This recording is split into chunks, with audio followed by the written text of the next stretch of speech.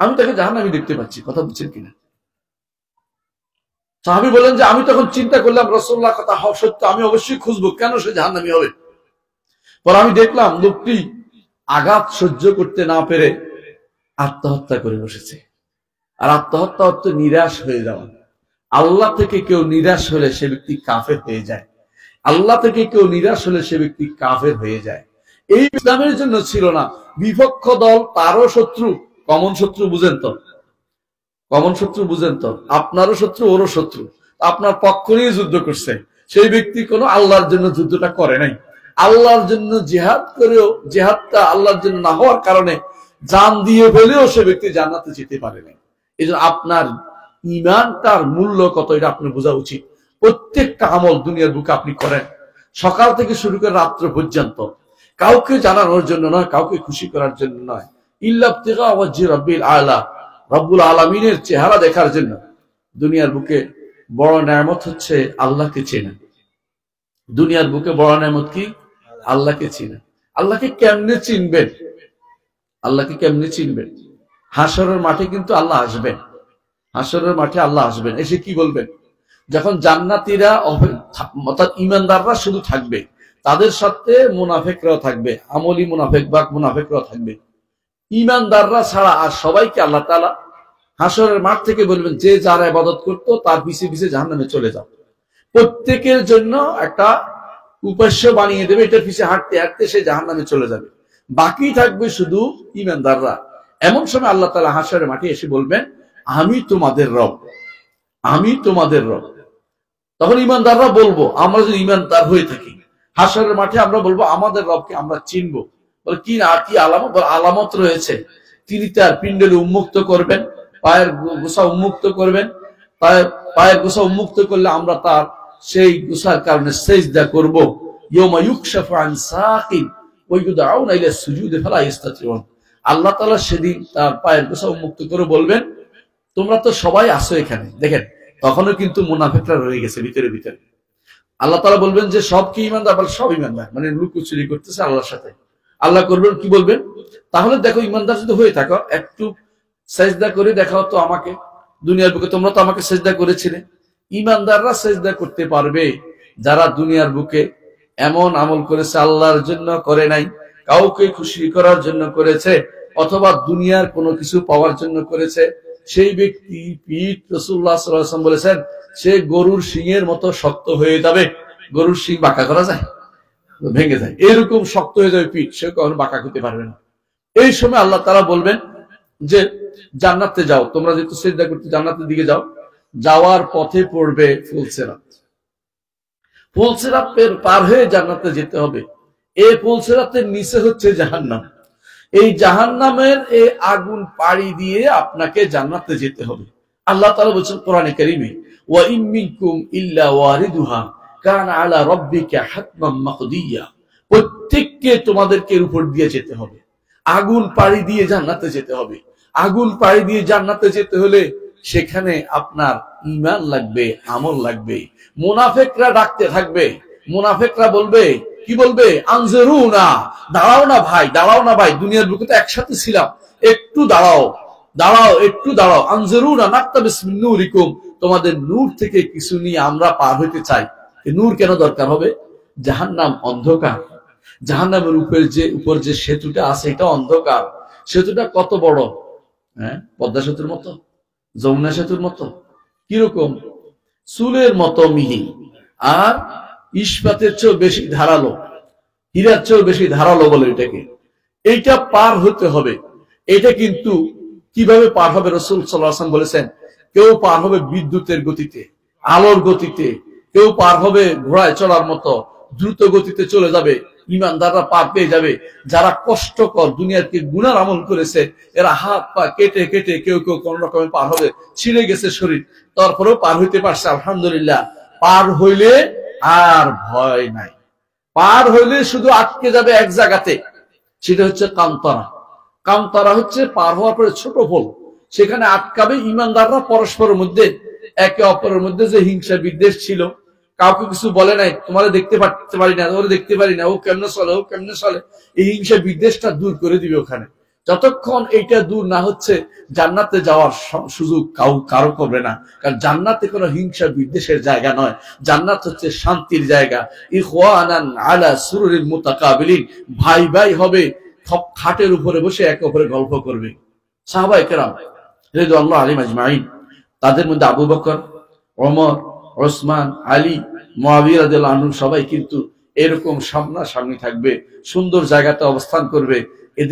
এদের বিরুদ্ধে যারা অবস্থান নিয়ে ভাগাভাগি করে ফেলেছে শিয়ারা, তারা নিজেরা ধ্বংস হচ্ছে, কিন্তু ওনারা কিন্তু জান্নাতে ঠিকই অবস্থান করবে। তাহলে ভুল করেছে এরা, কিন্তু ওনাদের কর্মকাণ্ডে ওনারা জান্নাতে চলে গেছে কর্মকাণ্ডের কারণে, কিন্তু মানুষ ওনাদের কারণে অনেকেই জাহান্নামে চলে যাবে। কারণ ওনাদেরকে কেউ বেশি মানছে, কেউ তাদেরকে কাফের পর্যন্ত বলছে নাউজুবিল্লাহ। আমরা যে বলতে চাচ্ছি একটু চিন্তা করুন, সেদিন কিন্তু প্রত্যেকেই নূর খুঁজবে। সেই নূরটা কি? আপনার ঈমানের নূর থাকবে, সেদিন আমলের নূর থাকবে, আপনি সেদিন কোরআন তেলাওয়াত করেছেন সেটাও নূর থাকবে, হেদায়েতের নূর থাকবে, প্রত্যেকটি মানুষের নূর থাকবে। নূর দিয়ে মানুষ রাস্তা পার হতে হবে। এমনকি যার নূর কম থাকবে, হাদিসে রাসূলুল্লাহ সাল্লাল্লাহু আলাইহি ওয়াসাল্লাম বলেছেন বুড়ো আঙ্গুলের মাথার মধ্যে নূর থাকবে, এটা একবার জ্বলবে, একবার নিভবে। যতক্ষণ জ্বলবে ততক্ষণ চলবে, যতক্ষণ নিভবে দাঁড়িয়ে থাকবে। মানে সে যেতে পারছে না, কিন্তু কষ্ট করে সে পার হবে ঈমানের কারণে। আর যদি ঈমানে খলল থাকে, তাহলে অথবা কোনো আমল বেশি খারাপ হয়ে থাকে, ডুব করে নিচে পড়ে যাবে। বেশি খারাপ হলে ঈমান ছিল কিন্তু আমল এত বেশি খারাপ যে ঈমানে কাভার দিতে পারতেছে না, নিচে পড়ে যাবে। সেই ব্যক্তির জন্য আল্লাহর পক্ষ থেকে অনুমতি নিয়ে রাসূল সুপারিশ করবে, ঈমানদাররা সুপারিশ করবে, কোরআন সুপারিশ করবে, সওম রোজা সুপারিশ করবে, এমনকি ফেরেশতারাও সুপারিশ করবে, এমনকি বন্ধু বান্ধবরা একে অপরে জান্নাতে খুঁজে বেড়াবে, না পাইলে সুপারিশ করতে দৌড়াবে, আমার বন্ধু বাদ পড়ে গেছে। এই জন্য ঈমানদাররা কাজে লাগবে, ঈমানদার বন্ধুরা কাজে লাগবে। ওই দুশ্চরিত্র বন্ধুরা আপনাকে হারাম দেখিয়েছে, হারামে নিয়ে গেছে, খারাপ কাজে নিয়ে গেছে, খারাপ কিছু আপনার ঘরে ঢুকিয়ে দিয়েছে, ওই ব্যক্তি কিন্তু আপনার ক্ষতির কারণ হবে, ওই ব্যক্তি আপনার ক্ষতির কারণ হবে। এই জন্য আল্লাহ তাআলা কোরআনে কারীম বলেছেন, সেদিন বলবে ইয়া রব, কিছু লোককে তো আমি দেখতে পাচ্ছি, কিছু লোক তো দেখতে পাচ্ছি না জান্নাতে, এরা কোথায়? এরা আমাদেরকে শপথ করে এসে বলতো তোমাদের দায় দায়িত্ব আমরা নিলাম, আমাদের পিছনে চলো, এদেরকে দেখতে পাচ্ছি না। আল্লাহ তাআলা বলবেন তুমি দেখতে থাকো, দেখো পাইবা, জাহান্নামে পাইবা। ফাত্তালা ফারাউ ফি সাওয়াইল জাহিম, আল্লাহ তাআলা তখন এই লোকটি তখন উকি মেরে দেখবে জান্নাতের মাঝখানে, জাহান্নামের মাঝখানে। তখন লোকটি বলবে তাল্লাহি ইন কিত্তা লাতুরদিন, আল্লাহ শপথ করে বলছি তুমি তো আমাকে প্রায় ধ্বংস করে ফেলেছিলে। ধ্বংস করে ফেলা বুঝেন কিনা? ঈমানের থেকে দূরে সরিয়ে দিচ্ছিলে, তুমি বারবার সন্দেহ নিয়ে আসছিলে যে আরে কি এত কিছু করে কি হবে, আরে চল দোস্ত হারাম কাজে লিপ্ত হয়ে যা, আরে চল হবে একসময় তওবা করে ফেলবো। এই জাতীয় কাজ কিন্তু দোস্তরা আপনাকে ক্ষতিগ্রস্ত করে দিবে।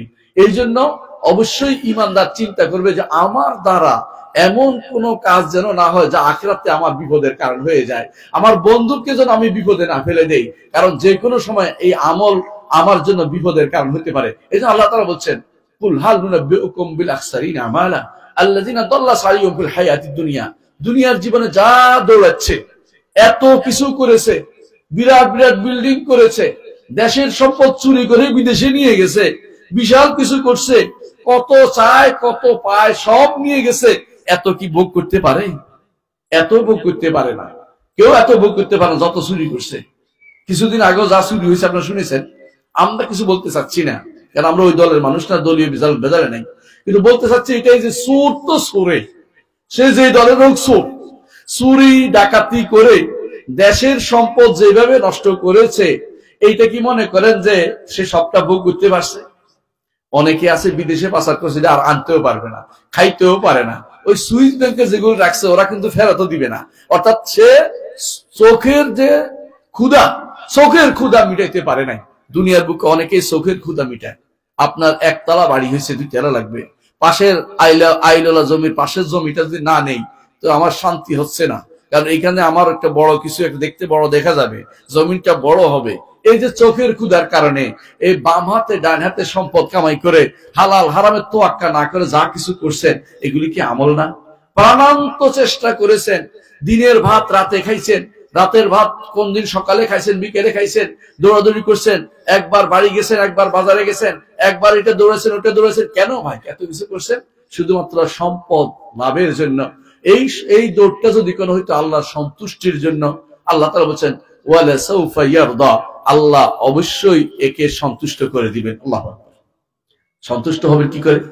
জান্নাতে গেলে আপনি সন্তুষ্ট হবেন, জান্নাতে গেলে আমি সন্তুষ্ট হব।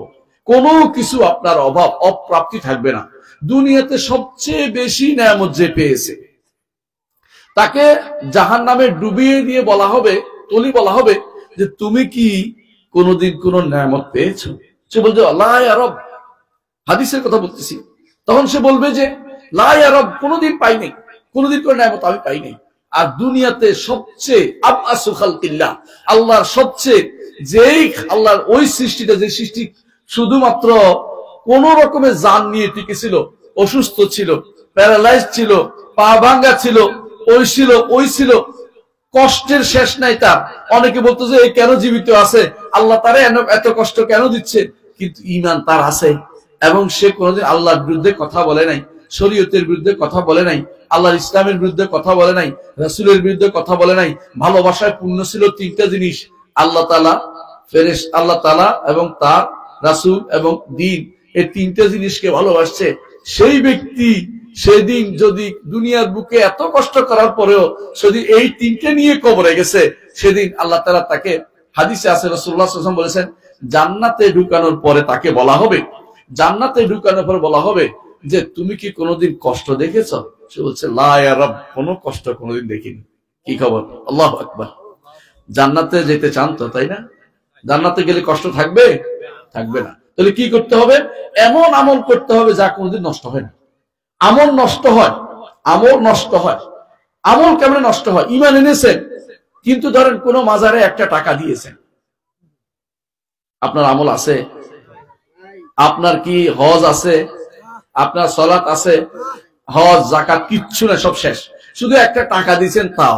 আপনারা একটা ঘটনা বলি, একটা হাদিসে এসেছে, কেউ কেউ হাদিসটা হাসান বলছেন, কেউ দুরূহ বলছেন, তবে এটা গ্রহণযোগ্য হাদিস। সেটা কি? রাসূলুল্লাহ সাল্লাল্লাহু আলাইহি ওয়াসাল্লাম বলেছেন যে আমাদের পূর্ববর্তী উম্মতের মধ্যে দুই লোক এক রাস্তা দিয়ে যাচ্ছিলেন, যাওয়ার সময় দেখেছেন যে একটা মূর্তি আছে এখানে, বুঝছেন তো? তখন বললো যে এখান দিয়ে যেতে হলে, এই রাস্তা দিয়ে যেতে হলে ওনাদের কিছু দিয়ে যেতে হয়। একজন বলবে আল্লাহ ছাড়া কাউকে কিছু আমি দেই না। আরেকজন বললো যে অসুবিধা কি, মাসি একটা মাইরা দিয়ে দিলাম, একটা ছোট জিনিস মাইরা দিয়ে দিলাম, অসুবিধা কি? আরে কি দেখতেছি নাকি, পরে তওবা করে ফেলবো। কিন্তু যাকে মেরে ফেলা হয়েছে, যখন কিছু দিবে না, বলছে আল্লাহ ছাড়া কারোর জন্য কিছু দেই না, সে জান্নাতে গেছে। আর যে ব্যক্তি এইখান থেকে পার পাওয়ার পরে মরে গেল, তা সে জাহান্নামে চলে গেছে। কারণ সে তওবা করার সুযোগ, ফিরে আসার সুযোগ সে পায় নাই। সে জাহান্নামের পথে, জাহান্নামী হয়ে গেছে, কারণ সে তার ঈমানটা হারিয়ে ফেলেছে। প্রিয় ভাইরা, দুনিয়ার বুকে কেউ যদি মনে করে, ঈমানটা বড় অত্যন্ত গুরুত্বপূর্ণ জিনিস, কেউ যদি মনে করে আল্লাহর কোন বিশেষত্ব কারো কাছে আছে, কোন সৃষ্টির কাছে আছে, সেই ব্যক্তি কিন্তু কাফের। তার ঈমানের কোনো মূল্য নেই, ঈমান তার আসে নাই। সেই ব্যক্তির নামাজ রোজা কিছুই হয় না। ধরেন আপনাদের সমাজে অনেকেই আছে, আপনাদের সমাজে না থাকুক পার্শ্ববর্তী অনেক সমাজে আপনি পাবেন, অনেকে দেখবেন যে ওরস করতেছে, আছে না? আছে কিনা? অনেক জায়গাতে হয়তো আশেপাশে দেখবেন। ওরস অর্থ কি বুঝেন কিনা? ওরস অর্থ বুঝেন কিনা? ওরস অর্থ বিয়া। আরিস বলে আরবিতে, আরিস বলে আরবিতে বধূকে, নববধূকে। আর আরুস, আর আরিস বলে নববধূকে, আরুস বলে বরকে। আর ওরস হইল বিয়ে অনুষ্ঠান। নাউজুবিল্লাহ। তারা ওরস বলতে কি বুঝায় বুঝেন কিনা? ওরস বলতে এটা বুঝায় তারা নওশা সাজিয়ে এরা তাকে আল্লাহর কাছে তারে বিয়ে দিচ্ছে। নাউজুবিল্লাহ। আপনি বুঝছেন কিনা কথাটা? কত মারাত্মক কথা। এরা তাদের নাম দিয়েছে খুশরুজ শরীফ, নওরোজ শরীফ, এবং এইটার মাধ্যমে তারা মনে করে আল্লাহর সাথে তিনি মিলিত হচ্ছেন, এর সাথে তিনি ফানা ফিল্লাহ হচ্ছেন, কেউ বলে বিশ্বাস করে বাকাবিল্লাহ হচ্ছেন। এই দিবসগুলি, রোজগুলি যারা পালন করে তারা কিন্তু এই জাতীয় শিরকি লিপ্ত রয়েছে। এদের ঈমানেরও কোনো মূল্য নেই, আমলেরও কোনো মূল্য নেই। এরা সারা জীবন আমল করলো, আল্লাহর কাছে এর কোনো মূল্য নেই। সারা জীবন যদি কোনো একটা মানুষ রোজা করছে, খেয়াল করেন, আমি একজনকে দেখেছি মক্কা মদিনাতে আমার সাথে দেখা করতে আসছে, এসে বলতেছে উনি অহংকারে বলতেছে আর কি, যে আমি একদিন পর একদিন রোজা রাখি। আমি তো বাবা আল্লাহর ওলি মনে হয়, ভালোই তো, খুশি হয়ে গেল। তারপর বললো যে আমি রাতের রাত তাহাজ্জুদ পড়ি, আমার তাহাজ্জুদে এই সিস্টেম বলি। তো আমি তো ভালো, আলহামদুলিল্লাহ, ভালো কাজ করেন। তারপর কথা চলতে চলতে একসময় দেখলাম যে উনি খালি পায়ে মসজিদ নববী ঢুকতেছে। বুঝেন কিনা? মানে আমার দেশ থেকে কিছু মানুষ যা মনে করে যে মসজিদে নববীর আশেপাশে রাসূলুল্লাহ সাল্লাল্লাহু আলাইহি ওয়াসাল্লাম হাঁটছেন, এখন যদি আমি জুতা পায়ে হাঁটি তাহলে তো বেয়াদবি হয়ে যাবে। তো এখন কি করতে হবে? খালি পায়ে হাঁটতে হবে। আপনাদের দেশেও কোনো বড় বড় মাজার আছে যেগুলিতে দেখবেন যে জুতা নিয়ে ঢুকতে দেয় না। শাহজালাল ওখানে গেছেন তো, দেখেন জুতা নিয়ে ঢুকতে দেয় না। শাহপরান ওখানে জুতা নিয়ে ঢুকতে দেয় না। আর অনেক জায়গা আছে যেখানে আপনাকে জুতা নিয়ে ঢুকতে দেয় না। মনে করে বেয়াদবি হয়ে যাচ্ছে, এই ছেলেটা বেয়াদব। কেউ গোলাপ জল ঢাকে ডালে, কেউ পিছনের দিকে হাঁটে, দেখছেন কি? পিছনের দিকে হাঁটে, আর কবরের দিকে পাছা দেয় না। পাছা দিলে বেয়াদবি হবে। তিনি সামনের দিক দিয়ে উল্টো দিক দিয়ে হাঁটে। এরকম গোষ্ঠী কিন্তু আমাদের দেশেও আছে। তো মদিনা যে এই চালাকি শুরু করছে, মদিনা যায় তিনি খালি পেয়ে হাঁটতেছে। আমি বললাম যে খালি পেয়ে হাঁটতেছেন কেন? খালি পেয়ে হাঁটতেছেন কেন? এই ময়লাগুলি মসজিদে ঢুকাচ্ছেন। আমি উল্টে দিকে বললাম ময়লাগুলি মসজিদে ঢুকাচ্ছেন। বলছে এটা হচ্ছে আমার রসুলের মহব্বতে আমি খালি পেয়ে হাঁটতেছি। আলে এই কাজটা কি আল্লাহ রসুলের সাহাবীরা করছেন? বলে করেন নাই। তো আপনি কেন এটা করতেছেন? আমি মহব্বতে করছি। আমি রসুলের সাহাবীদের আপনি বেশি ভালোবাসেন, রসুলের সাথে আপনি আল্লাহ রসুলকে বেশি ভালোবাসেন, মিথ্যা কথা। আপনি বড় মিথ্যাবাদী। আপনি এই কাজটা কেন করতে যাবেন? করতে পারেন না। আপনি অবশ্যই জুতা পরবেন, জুতা পরে মসজিদের কাছে যাবেন, মসজিদে জুতা হাতে নিয়ে তারপর মসজিদে ঢুকবেন, তারপর ব্যবসা রাখবেন। তারপর এইভাবে রাসূলুল্লাহ সাল্লাল্লাহু আলাইহি ওয়াসাল্লাম জুতার মাধ্যমে সম্মান দিতে আমাদেরকে বলে নাই। আমাদেরকে তাকে সম্মান তার অনুসরণ করতে হবে সুন্দর করে, এবং তাকে ভালোবাসতে হবে, তার সুন্নাহকে ভালোবাসতে হবে, তা আল্লাহ রসুলের আদর্শকে ভালোবাসতে হবে। রসুল যা করেছেন সেটা সবার আগে স্থান দিতে হবে, সেটা আপনি করবেন। এবার তিনি হঠাৎ করে লাফ দিয়ে বলেন, তাহলে তুমি দেখেছি ওহাবিদের মতো কথা বলতেছো। আপনি কে? আমি তো শুনিনি। আপনি কেমন শুননি? তাহলে আপনি মনে হয় শিরিক টিরিক করেন। আমি শিরিক করি না। তাহলে আমি বলেন যে আল্লাহ গায়েব জানে কি? রসুল গায়েব জানে কিনা? রসুল গায়েব জানে। এখন বলেন, তিনি যে বলছেন রসুল গায়েব জানে, তিনি তার সন্তানের নাম রেখেছেন গোলাম মহিউদ্দিন। গোলাম মহিউদ্দিন অর্থ বুঝেন কিনা? বুঝেন নাই না? মহিউদ্দিন হচ্ছে আব্দুল কাদের জিলানী রহমতুল্লাহ আলাইহি। ওনাকে মহিউদ্দিন, ওনার একটা লকব হচ্ছে, উনি ভালো মানুষ ছিলেন, ওনার লকব হচ্ছে মহিউদ্দিন, উপাধি হচ্ছে মহিউদ্দিন, মানে দিনের জীবিতকারী, পুনর্জীবন দানকারী। দিনকে ভালো কাজে উনি ব্যবহার করেছে, মানুষকে ওয়াজ নসিহত করতেন এই জন্য। কিন্তু উনি আল্লাহর গোলাম না হয়ে হচ্ছে গোলাম মহিউদ্দিন, ছেলের নাম রাখছে। বুঝলেন কিনা? অর্থাৎ মহিউদ্দিনের দাস, অর্থাৎ আল্লাহর দাসরা সে মহিউদ্দিনের দাস। আমি শুনে আসছি যে আপনার ছেলের নাম এটা রাখছে। বলা হ কেন? আমি তো আব্দুল কাদের জিলানীর দাস। আল্লাহ, তো আপনি কেমনে আল্লাহর দাস? কারণ আমি তো ওনার দাস হলে আল্লাহর দাস হয়ে গেলাম, কারণ উনি তো আল্লাহর প্রিয় বান্দা। সুতরাং আমি কি আর সরাসরি আল্লাহর কাছে যাইতে পারি নাকি? এই 2 নম্বরই কথা কিন্তু সমস্ত পীরেরা বলে। এই পীর গোষ্ঠী, সমস্ত পীর গোষ্ঠী এই 2 নম্বরই কথা বলে। আল্লাহ তাআলা কোথাও পীর মানার কথা বলেন নাই। আল্লাহ রসুল কোনদিন পীর ধরার কথা বলেন নাই। পীর মানা, পীর ধরা এগুলি হচ্ছে জাহিলি সমাজের কাজ। জাহিলি সমাজের লোকেরা লাত, মানাত, উজ্জা ধরতো। তারা কি বলতো? আল্লাহ তাআলা নিষেধ করে দিয়েছেন কোরআনে কারীমে, আফারাআইতুমুল লাতা ওয়াল উজ্জা ওয়া মানাতা সালিসাতাল উখরা আলাকুমুয যাকারু ওয়া লাহুল উনসা তিলকা ইদান কিসমাতুন দিজা। আল্লাহ তাআলা বলছেন যে তোমাদের জন্য পুরুষ, আল্লাহর জন্য মেয়ে সাব্যস্ত করতেছ, লাত, মানাত, উজ্জা দিয়ে তোমরা তার আল্লাহর নৈকট্য চাচ্ছ। এই নৈকট্য কখনো অর্জিত হবে না। আল্লাহর কাছে প্রিয় পাত্র হইতে কোনো মাধ্যম লাগে না। যে কেউ মনে করে মাধ্যম ছাড়া আল্লাহকে কাছে যাওয়া যাবে না, সেই ব্যক্তি এখনো ঈমানদার হইতে পারে নাই। আল্লাহর কাছে যেতে হলে একমাত্র মুহাম্মদুর রাসূলুল্লাহ সাল্লাল্লাহু আলাইহি ওয়াসাল্লামের তার আদর্শকে মাধ্যম ধরে যেতে হবে। ব্যক্তি অমুক ব্যক্তি, তমুক ব্যক্তি, অমুক পীর, তমুক পীর নয়। আপনাকে মুহাম্মদুর রাসূলুল্লাহ সাল্লাল্লাহু আলাইহি ওয়াসাল্লাম আদর্শ ধরে জান্নাতে যেতে হবে। যে আদর্শের উপর আপনাকে রেখে গেছেন, সে আদর্শ আমল করে যেতে পারলে আপনার আমল কবুল হবে। এর বাইরে যত আমলই করুন না কেন, আপনার আল্লাহর দরবারে কবুল হবে না সেটা। আপনি যদি সারা বছর রোজা রাখেন আর মনে মনে রাখছেন যে এইখানে কিছু না কিছু উপকার তো আছেই, কোথায়? কবরে, অথবা কোথায়? মাজারে, অথবা কোথায়? গজার মাসে, অথবা কোথায় কচ্ছপে, অথবা কোথায় কুমিরে। খানজাহানের এখানে কুমির আছে না, আপনারা দেখছেন, খানজাহান শুনেছেন। বিভিন্ন জায়গাতে অনেকেই দেখবেন যে ওখানে যায় এটা খাওয়া ওইটা খাওয়া, নিয়ত করে খাওয়াচ্ছে, নিয়ত করে খাওয়াচ্ছে। আপনি এখনো যান দেখবেন নিয়ত করে এই কাজটা করতেছে। আপনাদের পরিবার অনেক ভালো, আপনাদের এলাকার বিশ্বাস, কিন্তু অনেক জায়গায় বাংলাদেশে এখন এমনও আছে যারা ওই সমস্ত জায়গাতে প্রতি শুক্রবার হতে শুরু করে বৃহস্পতিবার শুক্রবার আপনি দেখবেন শত শত গাড়ি যাচ্ছে শাহজালালের মাজারে। কেন যায় বলেন তো? সবাই কি জিয়ারতের জন্য যায়? না, জিয়ারতের জন্য হলে তো বাপের কবর মার কবর জিয়ারত করলে হয়। জিয়ারতের জন্য যে উদ্দেশ্য হয়, বাপ মার কবর জিয়ারতের জন্য গেলেই তো হয়। সবাই কি জন্য যায় আপনি কি জানেন? সবাই যায় তার উদ্দেশ্য সাধন হবে। কেউ যদি মনে করে তার উদ্দেশ্য সাধন হবে, কোথায় গেলে, অমুক মাজারে গেলে, অমুক পীরের কাছে গেলে, অমুক উরসে অংশগ্রহণ করলে, অমুক পীরকে ধরলে, তাহলে সে ব্যক্তি মুশরিক, সে ব্যক্তি কাফের, সে ব্যক্তি কোনো আমল আল্লাহর দরবারে কবুল হবে না, সে ব্যক্তি আবু জাহলের চেয়ে খারাপ, সে ব্যক্তি আবু লাহাবের চেয়ে খারাপ, সে ব্যক্তি উবাই ইবনে কাব, উবাই ইবনে খালাফ তার চেয়েও খারাপ, অর্থাৎ উবাই ইবনে খালাফের চেয়ে সে ব্যক্তি খারাপ। এটা আমি কেন বলছি?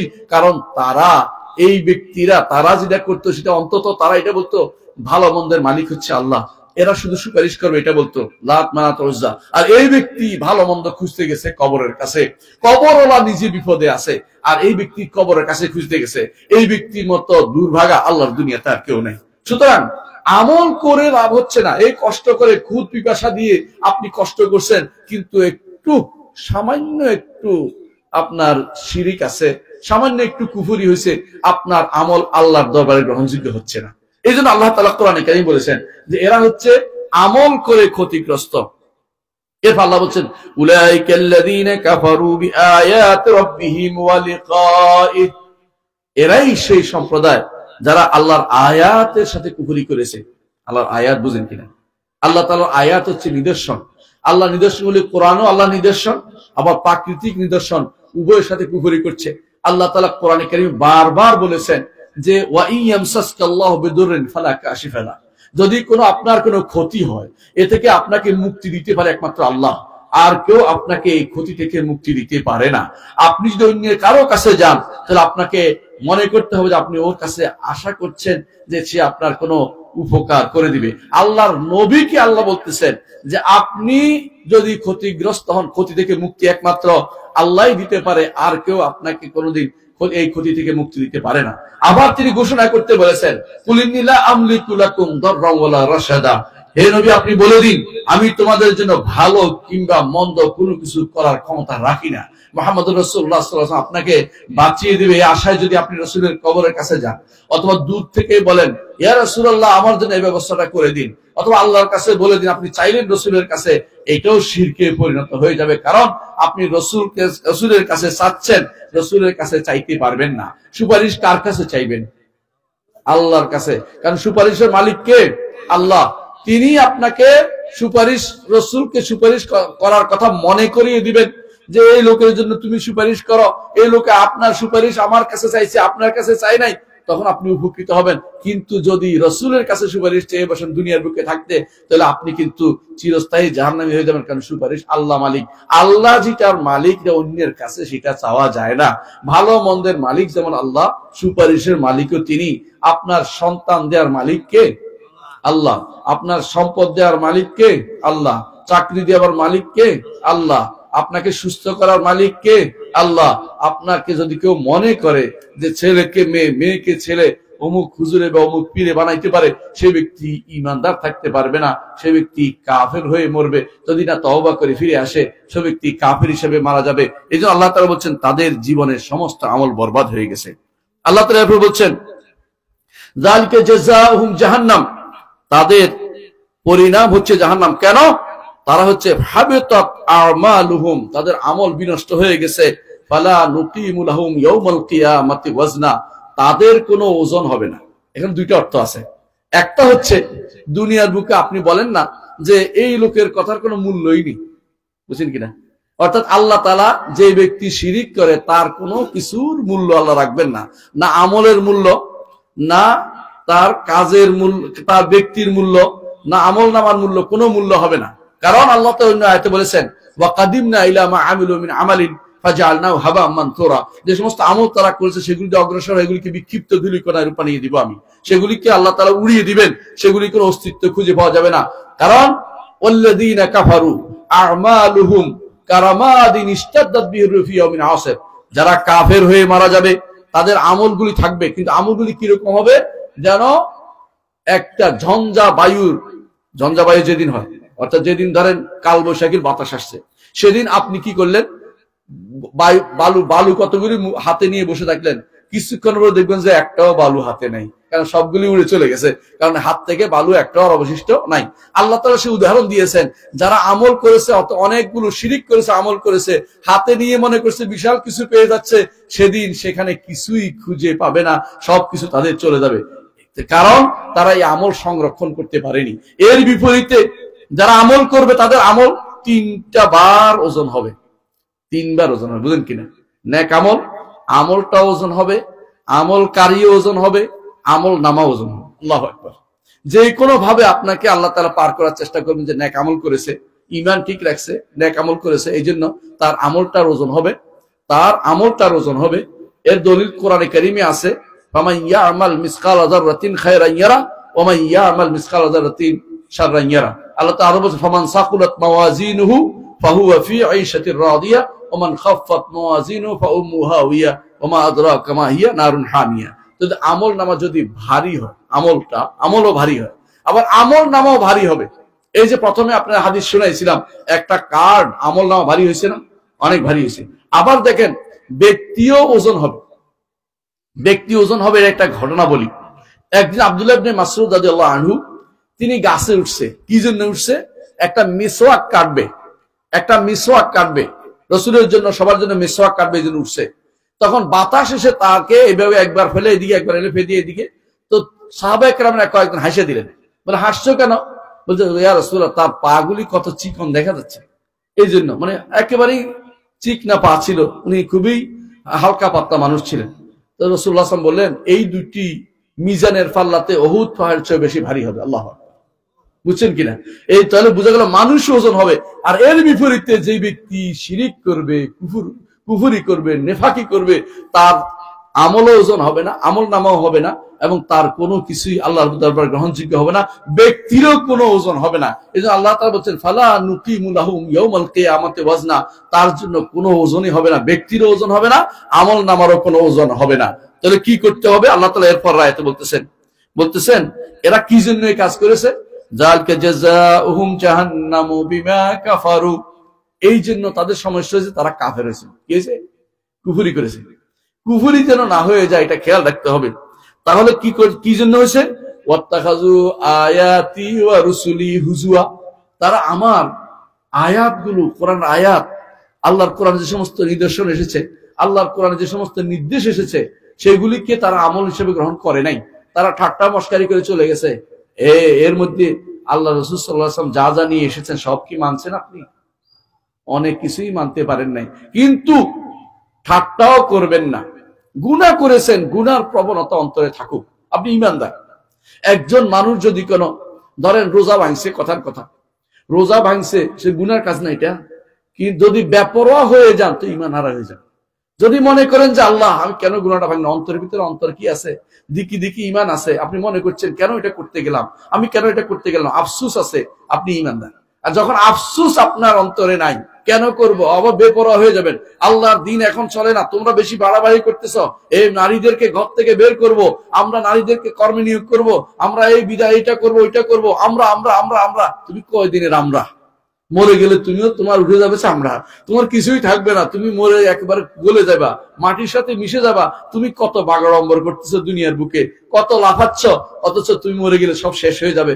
তুমি যা যা বলছো সবই আল্লাহ জানেন। আল্লাহর দ্বীনের বিরুদ্ধে, শরিয়ার বিরুদ্ধে, ইসলামের বিরুদ্ধে, আল্লাহ রসুলের আনিত বিধানের বিরুদ্ধে যে কেউ অবস্থান গ্রহণ করবে, সেই ব্যক্তির পরিণাম হবে জাহান্নাম। জাহান্নাম ছাড়া আর কোনো কিছু পরিণাম তার হবে না। এরা কি করে দুনিয়ার বুকে আল্লাহ নিদর্শন নিয়ে অনেকে ঠাট্টা করে। নাউজুবিল্লাহ। আল্লাহর কোরআন আমাদের জন্য কি যথেষ্ট নয়? আল্লাহ তাআলার হাদিস কি আমাদের যথেষ্ট নয়?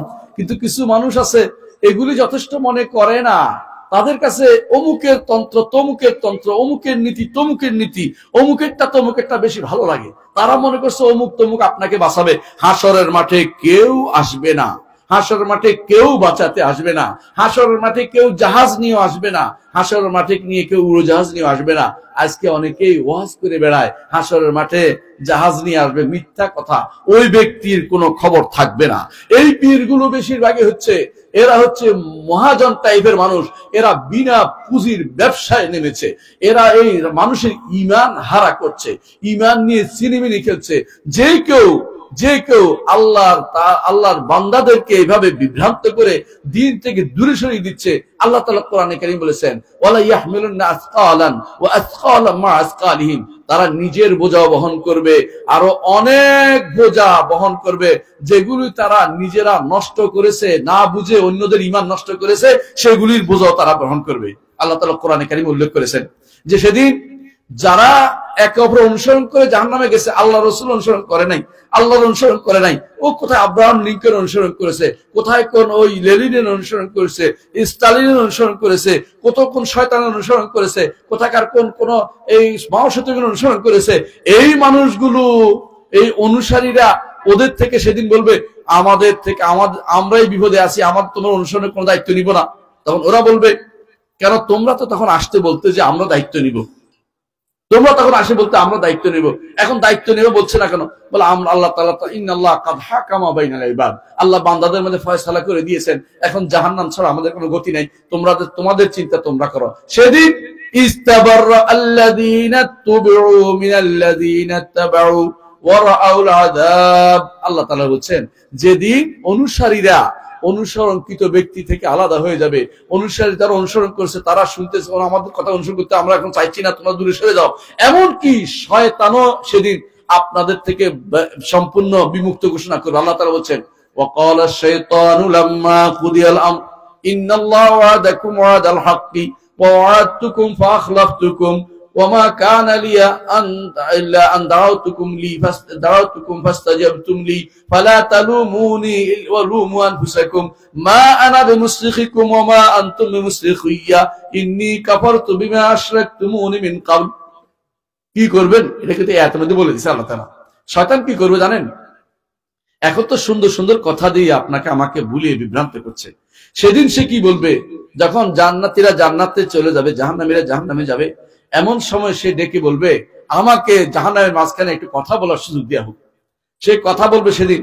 আমি আমার শেখ আলী আব্দুর রহমান হুযাইফির মুখে বক্তব্য শুনেছি। তিনি বলতেছেন সেদিন শয়তান সেদিন কথা বলবে যে কি বলবে, আমার কাছে কোনো তেমন কিছুই ছিল না, আমি তোমাদেরকে ওয়াদা দিয়েছিলাম। কি দিয়েছিলাম ওয়াদা? যে আমি তোমাদেরকে ব্যবস্থা করে দিব, তোমরা আমার অনুসরণ করেছ, জোর করি নাই, শুধু ডাকছিলাম, আমার ডাকে তোমরা সাড়া দিয়েছো। মা আনা বিমুসরিখিকুম, আজকে তোমাদেরকে আমি উদ্ধার করতে পারবো না, চিৎকার করলেও কোনো লাভ হবে না, চিৎকার করেও কোনো লাভ হবে না। সেদিন শয়তান আপনার থেকে বিমুখ হয়ে যাবে। সেদিন দুনিয়ার শয়তানগুলো আপনার থেকে বিমুখ হয়ে যাবে, কেউ আপনার পক্ষে কথা বলবে না। সেই জন্য আপনাকে আগে থেকে সিদ্ধান্ত নিতে হবে যে কাফের মুশরিকদের নীতি অনুসরণ করব না, কাফের মুশরিক হব না, মুনাফিক হব না, আল্লাহর দ্বীনকে মেনে চলবো, শরীয়তকে মেনে চলবো, আল্লাহ তাআলা যা দিয়েছেন কোরআনকে মেনে চলবো, রাসূল সাল্লাল্লাহু আলাইহি ওয়াসাল্লাম যা দিয়েছেন হাদিসকে মেনে চলবো। এর বাইরে নিজেদের অমুক তমুকের মতবাদকে আমি কখনো মেনে নিব না। তাহলে কি হবে যদি সেটা না করেন? আল্লাহ তাআলা বলছেন, ইন্নাল্লাযীনা আমানু ওয়া আমিলুস সালিহাতি কানাত লাহুম জান্নাতুল ফিরদাউসি নুজুলা, নিশ্চয়ই যারা ঈমান এনেছে, আমল সালেহ করেছে। ঈমান ঠিক করতে হবে। ঈমান আনতে হলে কি করতে হবে বলেন তো? মুখস্থ? কেউ যদি বলে আল্লাহ আমার রব, তিনি আমার সব, ঈমান হয়ে গেছে? হয় নাই, বাকি আছে। আল্লাহ আমার রব, তিনি আমার স্রষ্টা, তিনি আমার মালিক, তিনি আমার পরিচালক, বিধানদাতা, আইনদাতা, সবই তিনি। এটা হচ্ছে রুবুবিয়ত, এটা মানতে হবে। 2 নম্বর হচ্ছে তিনি আমার সমস্ত ইবাদত পাবেন, তিনি আমার সমস্ত ইবাদত পাবেন, আমার নিবেদন সব তিনি পাবেন। আমি যত কিছু করি, সুবহানাল্লাহ বলি, আলহামদুলিল্লাহ বলি, কার জন্য? আল্লাহর জন্য। আমি তাসবিহ যা বলি আমার রবের জন্য করব। তাকবীর কার জন্য? আমার রবের জন্য। তাহমিদ কার জন্য? আমার রবের জন্য করব। অর্থাৎ আমার যত অ্যাক্টিভিটি আছে, মুখের হোক, অন্তরের হোক অথবা অঙ্গ প্রত্যঙ্গের হোক, সব কার জন্য হবে? একমাত্র আল্লাহর জন্য হবে। এই 2 নম্বর কাজ রাখতে হবে। 3 নম্বর হচ্ছে আল্লাহকে তার নাম এবং গুণ দিয়ে ডাকতে হবে। অন্য কিছু দিয়ে আমি ডাকবো না, আল্লাহকে নাম এবং গুণ দিয়ে তাকে ডাকবো। আল্লাহকে ডাকবো, আল্লাহ বলে দিয়েছেন ওয়ালিল্লাহিল আসমাউল হুসনা ফাদউ বিহা, আল্লাহর রয়েছে সুন্দর সুন্দর নাম, সেগুলো দিয়ে তাকে ডাকো। আল্লাহকে সেগুলো দিয়ে ডাকবো। দুনিয়ার মানুষ অনেকে গান গাইতে থাকে, কি বলে? কি নাম ধরে ডাকবো তোমারে, সেজন্য নাম খুঁজে পায় না, নাম খুঁজে পায় না সে, অথচ আল্লাহ তার নাম কোরআনে কারিমে দিয়ে দিয়েছেন। রাসূলুল্লাহ সাল্লাল্লাহু আলাইহি ওয়াসাল্লাম আল্লাহর নাম কোরআন তার হাদিসে ঘোষণা করেছেন। তাহলে আমরা নাম খুঁজে পাচ্ছি না, আল্লাহর নাম দিয়ে আল্লাহকে ডাকতে হবে। কিভাবে ডাকবেন? যেই নামের অর্থ বুঝবেন, সেই নামের অর্থ দিয়ে, প্রত্যেকটি নামের অর্থ বুঝে সেটা আল্লাহকে ডাকবেন। যে আল্লাহ তুমি রহমান, আমার উপর রহম করো। আল্লাহ তুমি গফফার, আমাকে তুমি ক্ষমা করে দাও। আল্লাহ তুমি সিত্তির, গোপনকারী, আমার দুষ্টুতি গোপন করে দাও। এভাবে প্রত্যেকটি নাম ধরে ধরে আল্লাহকে ডাকবেন। রাসূলুল্লাহ সাল্লাল্লাহু আলাইহি ওয়াসাল্লাম বলেছেন, যে কাজটি করবে দাখালাল জান্নাহ, জান্নাতে প্রবেশ করবে। আল্লাহু আকবার। সুতরাং কেউ যদি কোনো ঈমান আনে, দ্বিতীয় কাজ হচ্ছে আমলে সালেহ করে। আমলে সালেহ কিভাবে নির্ধারিত হবে? আমার নবী না বললে কিয়ামত পর্যন্ত এটা আমলে সালেহ হবে না। বুঝছেন কিনা? আমার নবী না বললে কিয়ামত পর্যন্ত সেটা আমলে সালেহ হবে না। নবীর তরিকার বাইরে গেলে সেটা বেদাত হয়ে যাবে। আল্লাহর নির্দেশের বাইরে, আল্লাহ ছাড়া অন্য কারোর জন্য হলে শিরিক হয়ে যাবে। আর নবীর তরিকার বাইরে গেলে বেদাত হয়ে যাবে। বুঝছেন কিনা? যেমন ঘাড় মসে করা, ঘাড় মসে করা রাসূলুল্লাহ সাল্লাল্লাহু আলাইহি ওয়াসাল্লাম হাদিস সাব্যস্ত হয়নি। এখন যদি আপনি ঘাড় মসে করেন, কি হবে? বেদাত হবে না? বেদাত হবে।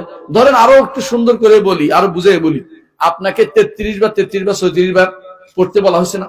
আপনি বললেন যে 50 বার পড়বো, একটা রাউন্ড ফিগার হবে? এটা বেদাত হবে, কারণ আমার নবীর পদ্ধতির বাইরে, সংখ্যার বাইরে চলে গেছে। সংখ্যার বাইরে গেলেও বেদাত হয়। ঠিক জায়গা, যেখানে যে ইবাদত করতে বলছে, জায়গা পরিবর্তন করলেও বেদাত হয়। জায়গা পরিবর্তন করলে বেদাত হয়। কাবার তোয়াফ কোথায় করতে হয়? শুধু মক্কাতে, বাইতুল্লাহর চারপাশে। কবরের পাশে করলে বেদাত তো হয়, শিরিকও হয়, দুটো একসাথে হয়।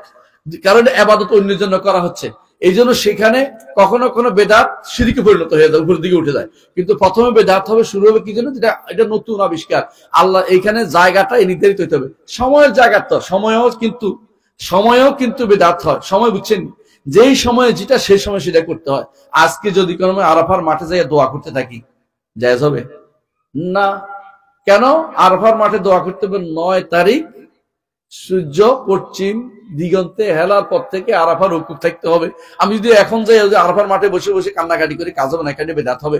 রাসূলুল্লাহ সাল্লাল্লাহু আলাইহি ওয়াসাল্লাম তিনি 9 তারিখ সূর্য পশ্চিম দিগন্তে যাওয়ার পরে তিনি সেই সময় দোয়াটা করেছেন। এর আগে তিনি দোয়া করতে বসেন নাই। এর আগে যদি করিটা সে বেদাত হয়ে যাবে। তো দেখতে পাচ্ছেন তো, ধরনের দিক থেকে বেদাত হয়। ধরনের দিক থেকে আপনি যদি মনে করেন যে রুকু 2টা করে করবো, আমি সাধারণ নামাজে, আমি সূর্য গ্রহণ নামাজের কথা বলছি না, সাধারণ রুকু 2টা করে করব, রুকু তো আল্লাহর জন্যই করছি, অসুবিধা কি? অসুবিধা আছে। এইভাবে আমার নবী শিক্ষা দেন নাই, এইটাও বেদাত হবে। এটাও বেদাত হবে।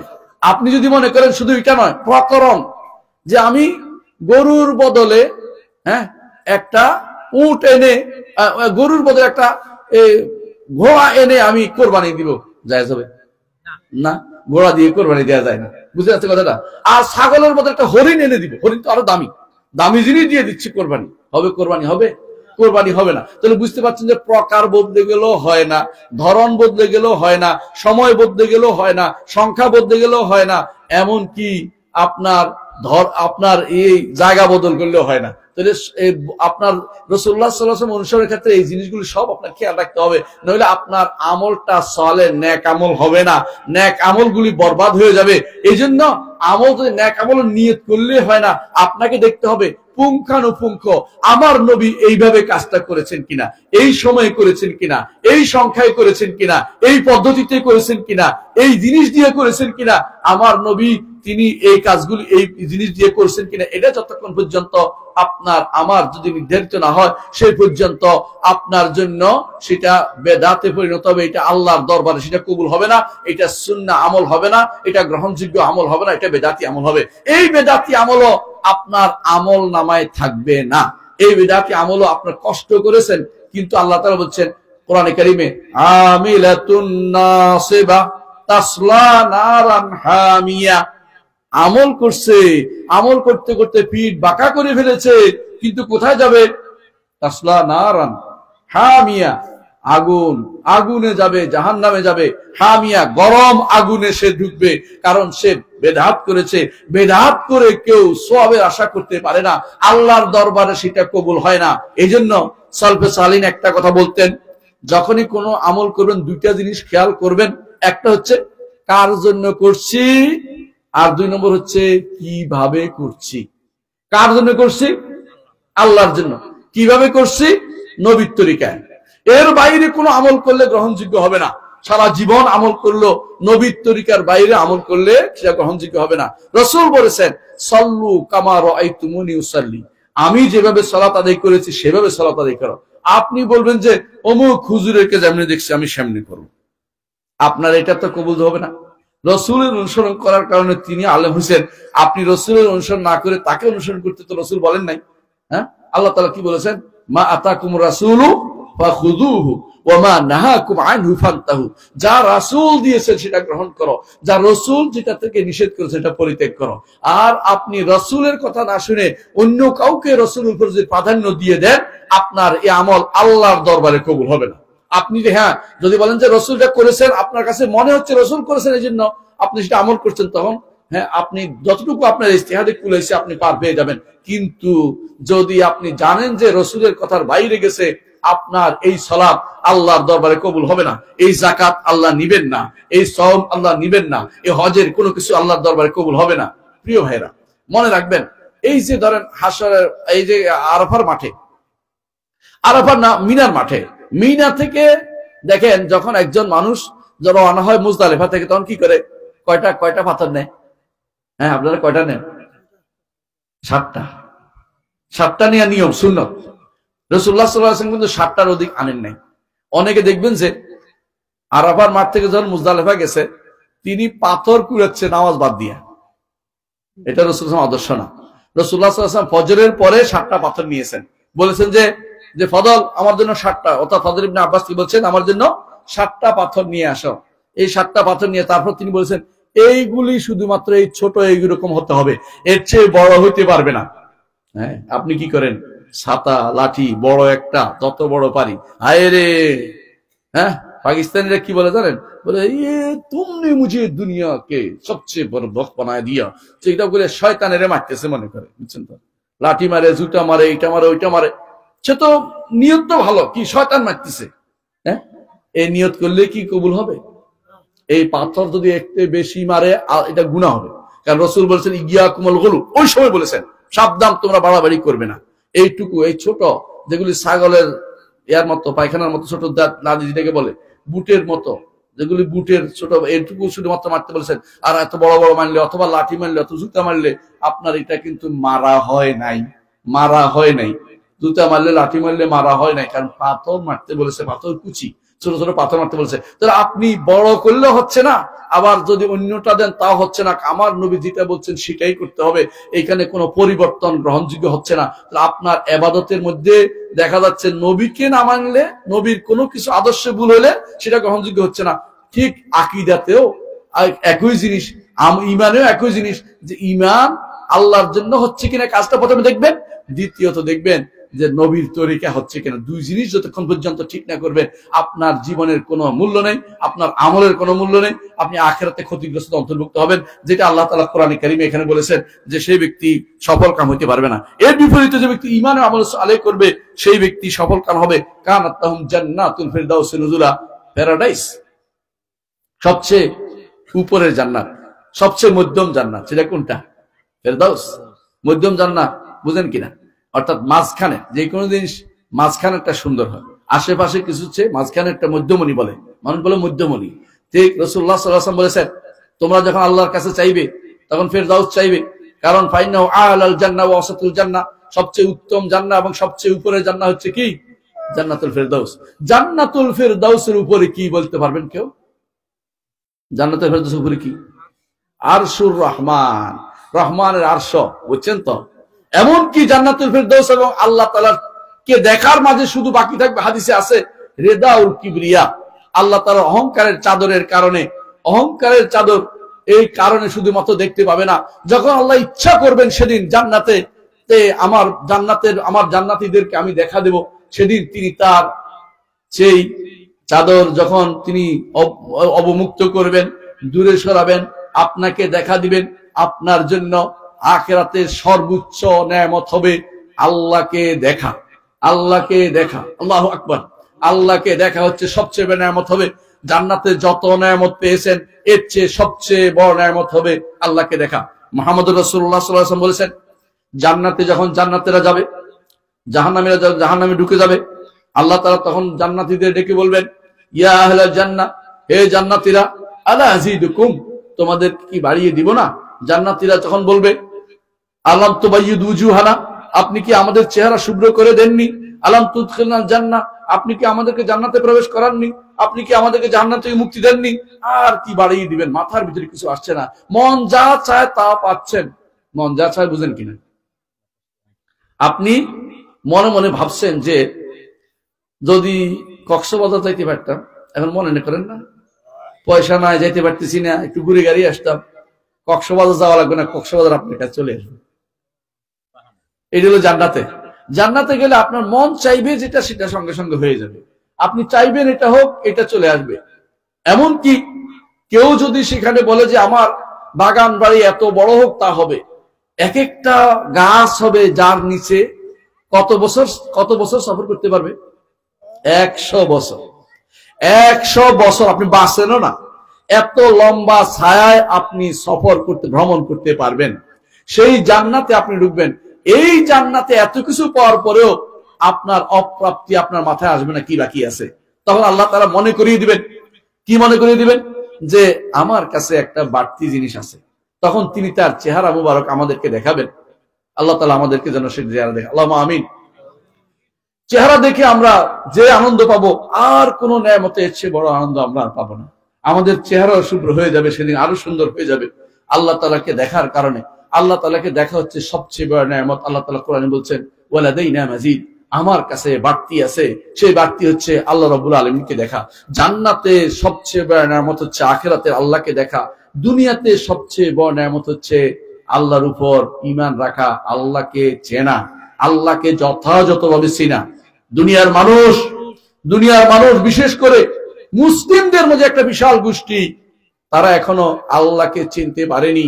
আল্লাহকে সর্বত্র বিরাজমান মনে করে, আল্লাহর নাম ও গুণকে অস্বীকার করে, আল্লাহ তাআলার সাথে শরীক করে, আল্লাহ তাআলার সাথে অন্যকে সমপর্যায়ের মনে করে। এই মানুষগুলো আল্লাহকে চিনতে পারেনি।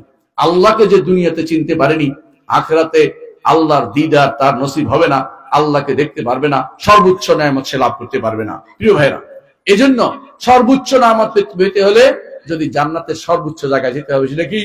ফেরদাউস। আল্লাহ বলছে জান্নাতুল ফেরদাউসে নুজুলা, মেহমানদারি হিসেবে আল্লাহ তাআলা জান্নাতুল ফেরদাউস রাখবেন। আরো বলেছেন, খালিদিনা ফিহা লা ইয়াবগুনা আনহা হিওয়ালা, চিরস্থায়ী হবে, কোনদিন সেখান থেকে কোনদিকে যেতে চাইবে না, কোনদিন যেতে চাইবে না। দুনিয়ার বুক কিছুদিন থাকলে আপনি বলেন এখানে আর ভালো লাগে না, অন্যখানে যাই, এখানে ঘর বাড়ি বেশি উঠে গেছে, এখানে এই সমস্যা। কিন্তু ওখানে এমন জায়গা, আপনার জায়গা থেকে হস্তক্ষেপ করবে না, আপনার সমস্যা কোনোদিন সেখানে হবে না। সমস্যার জায়গাগুলো আগে দূর করে দেওয়া হবে, সেখানে আপনার শুধু সমাধান আর শান্তি, অনাবিল শান্তি আপনি লাভ করবেন। আপনি এবং আপনার স্ত্রী, আপনারা সন্তান সন্ততি, সেটা আপনার বিশাল সাম্রাজ্য। এক একটা সাম্রাজ্য হবে। দুনিয়ার বুকে যে ব্যক্তি সর্বশেষ দুনিয়া থেকে জান্নাতে যাওয়ার জন্য আখিরাতে সর্বশেষ জান্নাত যাবে, দুনিয়ার মতো এক একটা করে জান্নাত পাবে সে। আল্লাহ, দুনিয়া কত বড়, পৃথিবী কত বড়, এর চেয়ে এক একটা জান্নাত পাবে। হাদিসে আছে, কোন হাদিসে আছে 10টা করে পাবে, একজন 10টা করে পাবে জান্নাত। এত বড় জান্নাত, তারপরও এর উপরে আল্লাহর দিদার আপনার নসিব হবে। আপনার মতো সৌভাগ্যশালী আর কে হইতে পারে? দুনিয়ার বুকে আইল ঠেলাঠেলি করেন, এই ব্যক্তি ওই ব্যক্তির বিরুদ্ধে কথা বলেন সামান্য স্বার্থের জন্য, সেদিন সব কিছু বাদ দিয়ে যেই নেয়ামত আপনি পাবেন, এই স্বার্থ জিনিসটা চিন্তা আর থাকবে না। আল্লাহকে খুশি করে যেতে পারলে আল্লাহ তাআলা আপনাকে খুশি করে দিবেন। এরপর আল্লাহ তাআলা বলছেন যে কুলিন্নামা আনা বাশারুম মিসলুকুম ইউহা ইলাইয়া, হে নবী আপনি বলে দিন যে আমি তোমাদের মতো একজন মানুষ। পার্থক্য হচ্ছে এটা যে আমার কাছে ওহী আসে, তোমাদের কাছে ওহী আসে না। মুহাম্মদুর রাসূলুল্লাহ সাল্লাল্লাহু আলাইহি ওয়াসাল্লাম মানুষ ছিলেন, রাসূলুল্লাহ সাল্লাল্লাহু আলাইহি ওয়াসাল্লাম নূর ছিলেন না, মানুষ অর্থ হচ্ছে আদম সন্তান ছিলেন। এবং মুহাম্মদুর রাসূলুল্লাহ সাল্লাল্লাহু আলাইহি ওয়াসাল্লাম রক্ত মাংসের মানুষ ছিলেন। মুহাম্মদুর রাসূলুল্লাহ সাল্লাল্লাহু আলাইহি ওয়াসাল্লাম তিনি খাবার খেতেন, রাসূলুল্লাহ প্রকৃতি ডাকে সাড়া দিতেন, মুহাম্মদুর রাসূলুল্লাহ সাল্লাল্লাহু আলাইহি ওয়াসাল্লাম স্ত্রীদের কাছে যেতেন, তার সন্তান হয়েছে, তিনি সেরকম একজন ব্যক্তি ছিলেন, মানুষ ছিলেন। যে ব্যক্তি মানুষ না মানবে সে ব্যক্তি ঈমানদার হইতে পারেনি। কারণ আল্লাহ বলছেন, কুল ইন্নামা আনা বাশারুম মিসলুকুম ইউহা ইলাইয়া, কি ওহী আসে? আন্নামা ইলাহুকুম ইলাহুন ওয়াহিদ, তোমাদের ইলাহ তো একমাত্র আল্লাহ। ইলাহুকুম ইলাহুন ওয়াহিদ, আমাদের আল্লাহ কে? একমাত্র আল্লাহ কে? আল্লাহ। আমাদের ইলাহ কে? আল্লাহ। আমাদের মাবুদ কে? আল্লাহ। মাবুদ কে? আমাদের আল্লাহ। তিনি ব্যতীত আমাদের আর কোনো ইলাহ নেই। এইটা প্রথমে বলবেন। ফামান কানা ইয়ারজু লিকা রাব্বিহি ফালইয়ামাল আমালান সালিহান। সুতরাং আল্লাহকে রব মেনেছি, এখন যদি আল্লাহর সাথে সাক্ষাতের আশা করি দুইটা কাজ করতে হবে। সেটা কি? ফালইয়ামাল আমালান সালিহান, নেক আমল করতে হবে। এক নম্বর নেক আমল বলছি কিভাবে করতে হয়? রাসূলের তরিকা ব্যতীত কিয়ামত পর্যন্ত নেক আমল হবে না, এক নম্বর। দুই নম্বর, ওয়ালা ইউশরিক বিইবাদাতি রাব্বি আহাদা, একমাত্র আল্লাহর জন্য কাজটা করতে হবে। আল্লাহর সাথে কাউকে অংশীদার করা যাবে না, কোনো কিছু দিয়ে, কোনো ইবাদত দিয়ে, কোনো কিছু আল্লাহর সাথে কাউকে শরীক করা যাবে না। এইটুকু যদি করতে পারি দুনিয়া থেকে আপনি সফল হবেন। এবং এই সূরার এই অর্থটুকু বলার মাধ্যমে আমি আমার বক্তব্য শেষ করতে চাচ্ছি। সুবহানাকাল্লাহু ওয়া বিহামদিকা আশহাদু আল্লা ইলাহা ইল্লা আনতা আস্তাগফিরুকা ওয়া আতুবু ইলাইক। আসসালামু আলাইকুম ওয়া রাহমাতুল্লাহি ওয়া বারাকাতুহু।